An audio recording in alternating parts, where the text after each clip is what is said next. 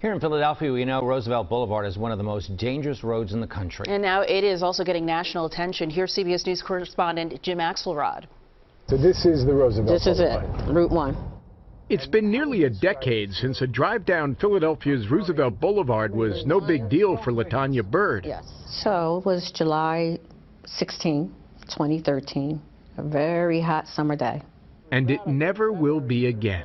It's just crazy, this road, and no matter how many times people die on this Roosevelt Boulevard, the drivers just, they don't pay attention to the speed. Latanya's 27-year-old niece, Samara Banks, her 4 sons, and her sister were walking home on Roosevelt Boulevard from a family get-together. But these 2 cars came up, and they just hit them so hard. The 2 cars, street racing at nearly 40 miles an hour over the speed limit, killed Samara and 3 of her sons. To this day, Latanya blames not just the 2 speeding drivers, but the design of Roosevelt Boulevard itself, which allows cars to travel at high speeds and the worst to happen.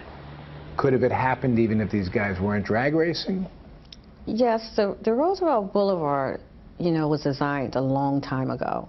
So as time changed, you know, the population increased in that area. But as the neighborhood grew around the 12-lane boulevard, the ways for people to cross did not. As people moved into that area, they had to cross. So how was that person, if they lived on the other side of the Roosevelt Boulevard, how were they going to get across? This is one of the most dangerous streets in Philadelphia, a city that, according to preliminary data, saw 59 pedestrians killed by vehicles in 2022, a 40% jump from the year before. Are the deaths on Roosevelt Boulevard pedestrian deaths caused by automobiles, vehicles? Are they preventable? Yes, they are preventable. It turns out when we build things unsafe for pedestrians, we build them unsafe for everybody. There's really nobody winning in this system. Beth Osborne, who runs the nonprofit Transportation for America, says Philadelphia mirrors a national trend when it comes to pedestrian deaths. More than 7,500 pedestrians were killed in crashes in 2022, the highest number in 40 years, and an average of 20 people a day. Who pays the price most often and significantly in this country? Black and Native Americans, by far.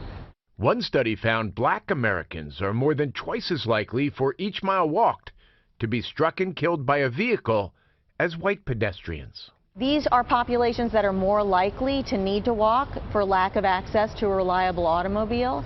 You also, in those neighborhoods, tend to have roadways that were built to get people through them quickly and not necessarily take care of the folks in the neighborhood.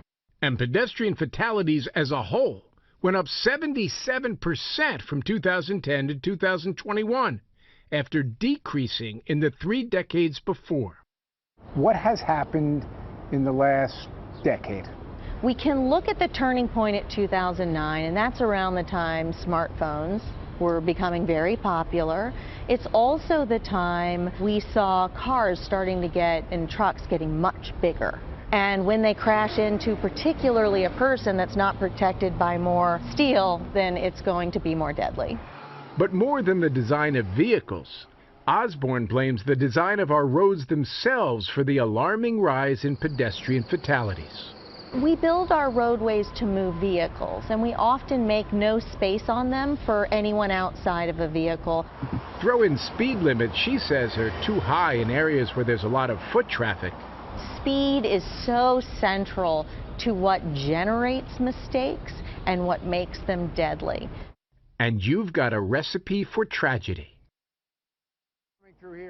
Osborne took us to an intersection in Langley Park, Maryland, to show us how decades of design prioritize drivers at the peril of pedestrians. The traffic speeds are high. The crossing distances for someone walking is long. They have these features like what we're standing next to called a slip lane that allows the cars to take a right turn very, very fast, like that.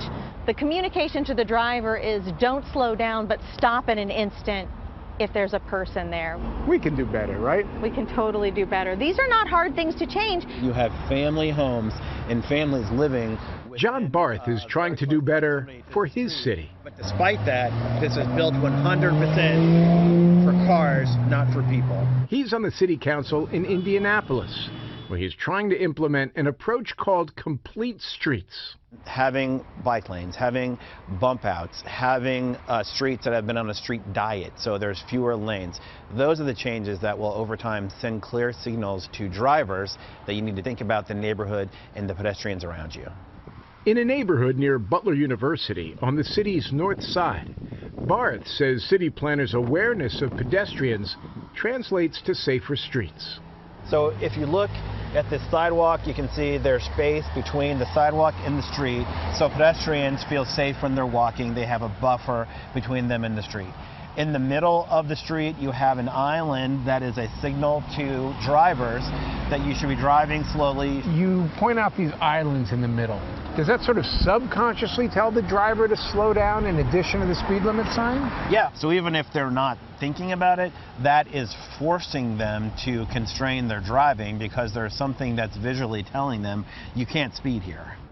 With a record 40 pedestrian fatalities in his city last year, Barth says the time for change is now.